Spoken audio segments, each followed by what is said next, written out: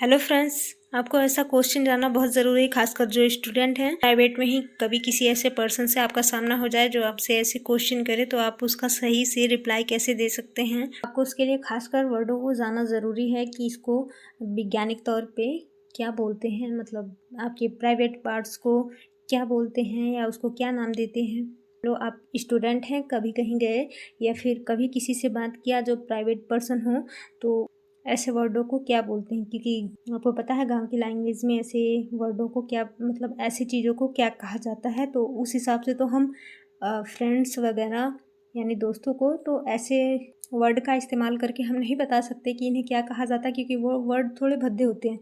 तो जानिए हम वैज्ञानिक तौर पे इन चीज़ों को क्या कहते हैं और उनका रिप्लाई कैसे देंगे। तो बने रहिए वीडियो के अंत तक, बहुत मज़ेदार क्वेश्चन आपको मिलने वाले हैं। खासकर जो लड़कियां हैं उन्हें जानना ये बहुत ज़्यादा ज़रूरी है, क्योंकि उनसे जब लोग ऐसे क्वेश्चन रखते हैं तो उन्हें आंसर देने में बहुत ज़्यादा परेशानी होती है, यानी प्रॉब्लम होती है कि ऐसी चीज़ों को क्या कहा जाए। जो स्टूडेंट होती हैं जिन्हें नहीं पता है वो एक बार जान लें। तो चलिए स्टार्ट करते हैं। सारे क्वेश्चन बायो से रिलेटेड हैं।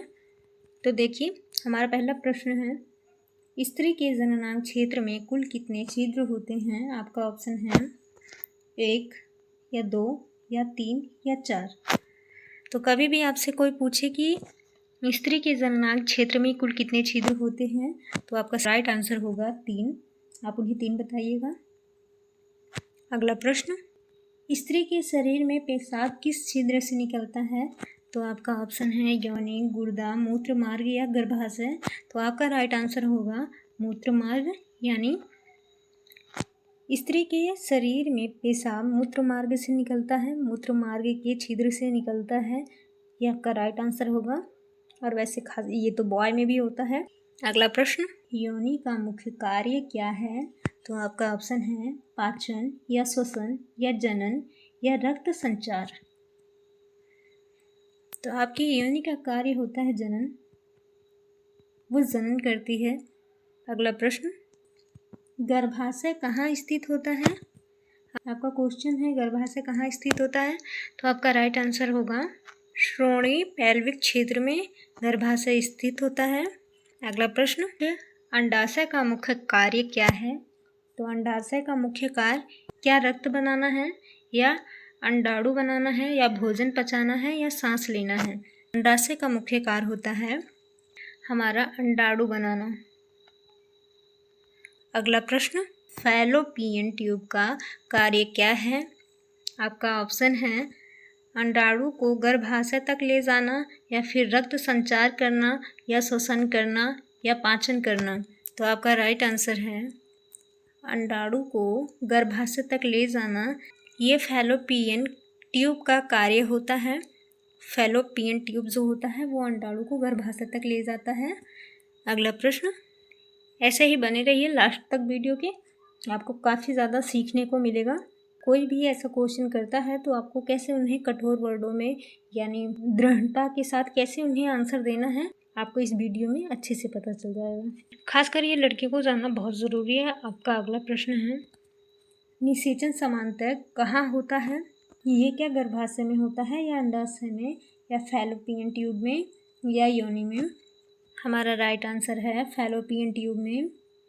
निषेचन समांतर फैलोपियन ट्यूब में होता है। निषेचन समांतर फैलोपियन ट्यूब में होता है। अगला प्रश्न, मासिक धर्म के दौरान क्या निकलता है। क्या रक्त और ऊतक निकलते हैं या केवल पानी या केवल हार्मोन्स या फिर केवल गैस। आपका राइट आंसर है रक्त और ऊतक। रक्त और ऊतक मासिक धर्म के दौरान निकलता है। अगला प्रश्न, गर्भाशय की आंतरिक परत को क्या कहते हैं। गर्भाशय की आंतरिक परत को क्या कहते हैं।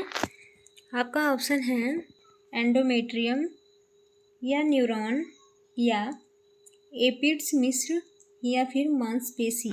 तो आपका राइट आंसर होगा एंडोमेट्रियम। एंडोमेट्रियम गर्भाशय की आंतरिक परत को कहते हैं। एंडोमेट्रियम गर्भाशय की आंतरिक परत को कहते हैं। आपके वैज्ञानिक भाषा में इसको गर्भाशय कहते हैं, जिसे इंग्लिश में प्रेग्नेंट कहते हैं। अगला प्रश्न, स्त्री में अंडोत्सर्जन कब होता है। स्त्री में अंडोत्सर्जन कब होता है? तो आपका ऑप्शन है शुरुआत में या बीच में या अंत में या कभी नहीं। आपका राइट आंसर है बीच में। अंडोत्सर्जन बीच में होता है। अगला प्रश्न, स्त्री में मूत्र मार्ग यूरेथ्रा का संबंध किस तंत्र से होता है? तो स्त्री में जो मूत्र मार्ग होता है यानी यूरेथ्रा का संबंध क्या गर्भाशय में है या फिर योनि में या फिर बाहरी जननांग क्षेत्र में या फिर अंडाशय में? यूरेथ्रा का संबंध योनि से होता है। कि स्त्री के मूत्र मार्ग का संबंध किस तंत्र से है? तो योनि। और इसके अलावा आप उन्हें बता पाए तो आपके लिए सही शब्द होगा उत्सर्जन। उत्सर्जन उत्सर्जन तंत्र, ये आपके लिए सही शब्द होगा बताने के लिए। तो आप उन्हें उत्सर्जन तंत्र या फिर योनि बताएं। अगला प्रश्न, गुर्दा का कार्य क्या है? लास्ट तक बने रहिए, आपको अभी कुछ और जानकारियाँ लेनी बहुत ज़रूरी है। गुर्दा का क्या कार्य है? मूत्र निकालना या मल त्याग या फिर अंडाणु बनाना या गर्भ धारण करना? तो जो हमारा गुर्दा होता है इसका कार्य, गुर्दे का कार्य होता है मल त्याग करना।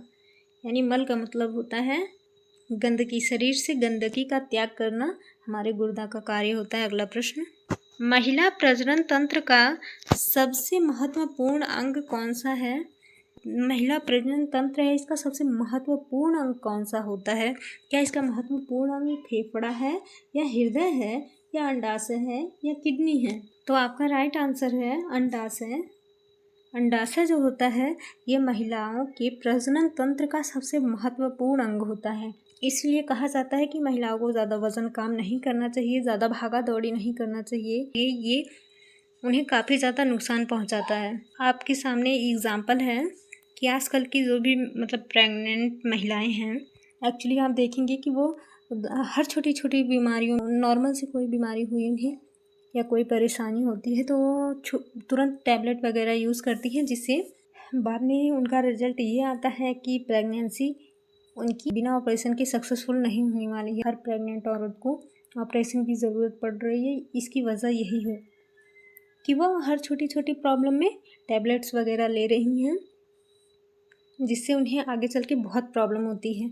और थोड़ा सा भी गुस्सा हुई तो खाना भोजन नहीं ग्रहण करती हैं, जिससे उनकी हड्डियाँ धीरे धीरे कमज़ोर होने लगती है। यानी जब वो 21-22 या फिर जब वो मॉम बन जाती हैं, माँ बन जाती हैं, तो उनको बहुत सारी धीरे धीरे बीमारियाँ स्टार्ट होने लगती हैं। कभी कमर में पेन, तो कभी घुटनों में, तो कभी जोड़ों में, ऐसे करके उन्हें पेन होने लगता है, जिससे ये पता चलता है कि आपकी हड्डियाँ बहुत कमज़ोर हो चुकी हैं। टाइम से भोजन ग्रहण करना चाहिए। 1000 काम छोड़ के आगे चल के आपको समस्या नहीं होगी। तो अगला प्रश्न, मासिक धर्म की शुरुआत को क्या कहा जाता है? मासिक धर्म की शुरुआत को क्या कहते हैं? मासिक धर्म समझ रहे हैं आप? मासिक धर्म यानी पीरियड्स, जो महीने में औरतों को आता है, हर मंथ लड़कियों को आता है वो पीरियड्स, उसी को मासिक धर्म कहते हैं। और इसकी शुरुआत को वैज्ञानिक तौर पे क्या कहा जाता है? क्या इसको मेनोपॉज कहा जाता है या मेनार्क कहा जाता है या फिर ओव्यूलेशन कहा जाता है या फिर निषेचन कहा जाता है? मासिक धर्म की शुरुआत को मेनार्क कहा जाता है। मासिक धर्म यानी पीरियड को मेनार्क के नाम से भी जाना जाता है और ये हर मंथ होता है। कैसी लगी वीडियो कमेंट करके बताइएगा, और अगर वीडियो पसंद आई हो तो एक हार्ट्स भेजिएगा। ऐसे ही नॉर्मल जानकारी पाने के लिए चैनल से बने रहें, चैनल को सब्सक्राइब कर लें। मिलते हैं अगले वीडियो में, तब तक के लिए धन्यवाद। खुश रहिए, मस्त रहिए, ज़बरदस्त रहिए।